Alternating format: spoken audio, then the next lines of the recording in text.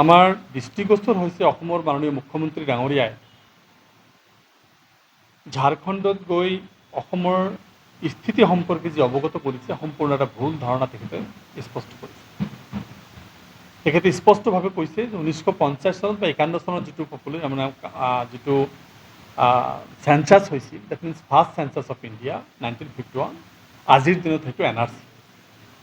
সেই চেঞ্চাছত তেখেতে কৈছে 12% মুছলিম থকা বুলি। আচলতে এইটো ইণ্ডিয়া পাকিস্তান ডিভাইড হোৱাৰ পিছতহে ইণ্ডিয়াত 12% মুছলিম আছে। অসমত সেই সময়ত 25% মুছলমান আছে। এটা ভুল ধাৰণা তেখেতে স্পষ্টভাৱে কৈছে যে ইয়াত 12% আছিল বুলি, এটা ভুল ধাৰণা তাত স্পষ্ট কৰিছে। আমাৰ কথাটো হ'ল যে আজি যিটো সময়ত অসমৰ 25% মুছলমান মানুহ আছিল, সেই সময়ত অসমৰ নাগালেণ্ড, মিজোৰাম, অৰুণাচল প্ৰদেশ, ত্ৰিপুৰা, মেঘালয়,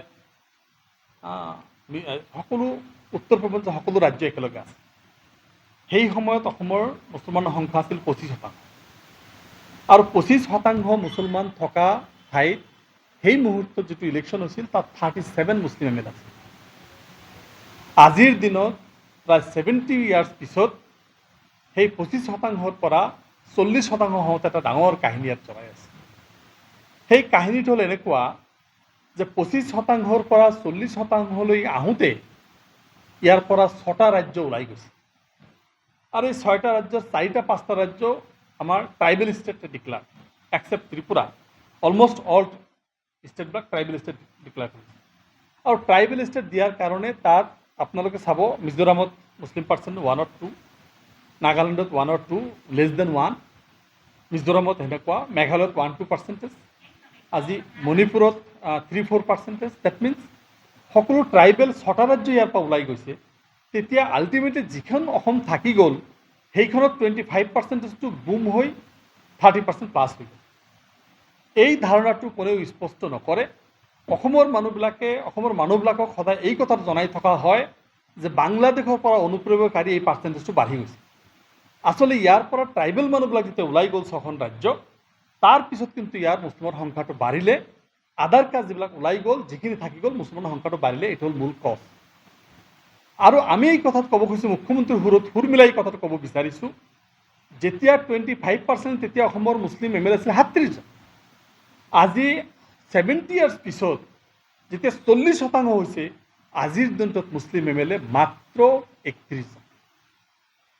আৰু যিটো ডিলিমিটেশ্যন বনাইছে মাননীয় মুখ্যমন্ত্ৰী ডাঙৰীয়াই, 30 বছৰৰ কাৰণে অসমটো ৰক্ষা কৰিলোঁ বুলি যিটো কথা কৈছিল, আৰু হিন্দুৰ কাৰণে 104টা, অসমীয়াৰ কাৰণে, খিলঞ্জীয়াৰ কাৰণে 104টা সমষ্টি আমি ৰাখিব পাৰিলোঁ বুলি যি কথাটো কৈছে, ইয়াৰ মূল মন্তব্য এইটোৱে যে 40% হোৱাৰ পিছতো এই মুছলমানসকলে জিকিব পৰা সমষ্টিৰ সংখ্যা হ'ল মাত্ৰ 22টা।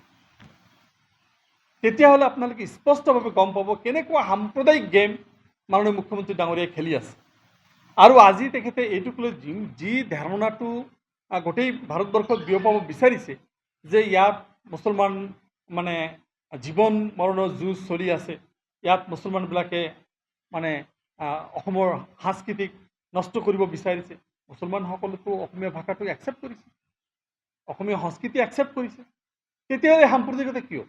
আমাৰ ধাৰণা হৈছে মাননীয় মুখ্যমন্ত্ৰী ডাঙৰীয়াই এইবাৰৰ লোকসভা নিৰ্বাচনত যদিও UDF আমি এটা জিকা নাই, কিন্তু তেখেতৰ শংকিত হোৱা যেন অনুভৱ হৈছে। সন্মুখত পঞ্চায়ত নিৰ্বাচন আহিছে, 26ত বিধানসভা নিৰ্বাচন আছে, আমাৰ আগষ্ট, ছেপ্টেম্বৰ, অক্টোবৰত আমাৰ কি কয় বাই ইলেকশ্যন হ'ব। তো সন্মুখত বাই ইলেকশ্যন আছে, পঞ্চায়ত ইলেকশ্যন আছে, বিধানসভা ইলেকশ্যন আছে।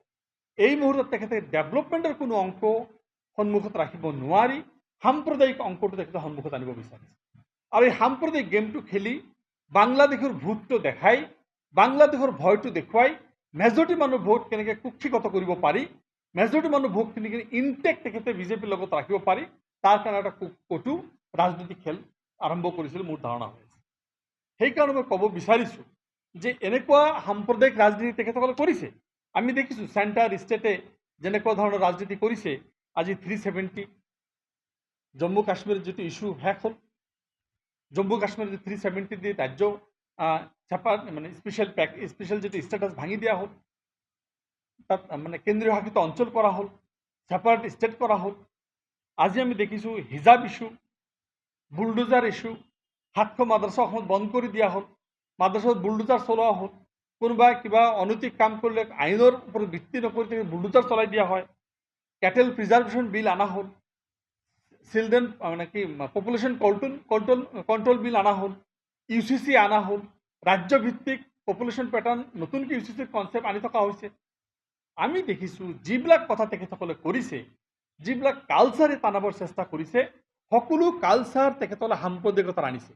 আৰু এই সাম্প্ৰদায়িকতা কৰাৰ কাৰণে তেখেতসকলৰ সংখ্যা কিন্তু 100তকৈ 303টাৰ পৰা আহি 240লৈ আহিছে। আজি তেখেতসকলৰ চিটৰ সংখ্যা কমি আহিল। আৰু যদি এই একেটা অংকই যদি ষ্টেটত আৰু চেণ্টাৰত কৰি থাকে, অহা দিনত এইটো আহি 100ত পৰিণত হ'ব। বিজেপি হিমন্ত বিশ্ব শৰ্মা ডাঙৰীয়া আপুনি মনত ৰাখক।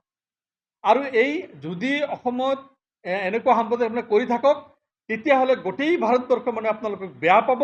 আপোনালোকে সম্প্ৰদায়ক লৈ ৰাজনীতি কৰে, মানুহৰ ধৰ্মক লৈ ৰাজনীতি কৰে, মানুহৰ চিন্তাধাৰাক লৈ ৰাজনীতি কৰে, জাত পাতৰ ৰাজনীতি কৰে, যাৰ কাৰণে অসমৰ ভোট বা ভাৰতবৰ্ষৰ ভোট কমি কমি কমি কমি আজি আমি সেকুলাৰ ফ'ৰ্চৰ জয় হ'ব, সেকুলাৰ ফ'ৰ্চ শক্তি হৈ হ'ব।